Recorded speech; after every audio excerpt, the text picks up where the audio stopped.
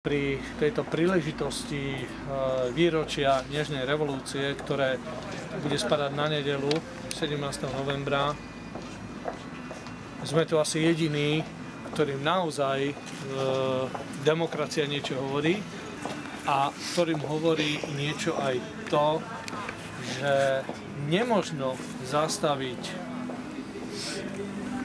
totalitný režim totalitnou alebo autoritatívnou vládou. Boli mnohé obete, aj tento pamätník je o obetiach komunistického teroru a násilia. A Prešov nebol žiadnou výnimkou. Mali sme medzi sebou ľudí, eštebákov, ktorí napríklad dodnes poberajú dôchodky a nikto s nimi neurobil poriadok. Niektoré veci, i keď chceme zmeniť, nemáme dosť síl, aby sme ich menili, ale na druhej strane to neznamená, že máme rezignovať na to, čo sa deje. Poprosil vás, aby ste aspoň v duchu alebo aj modlitbou si pripomenuli tieto obete.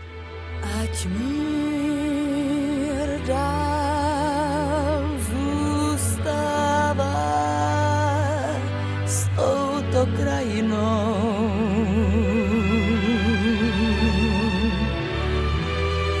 Zloba, závisť, zášť, strach a svárty ať pominou, ať už pominou.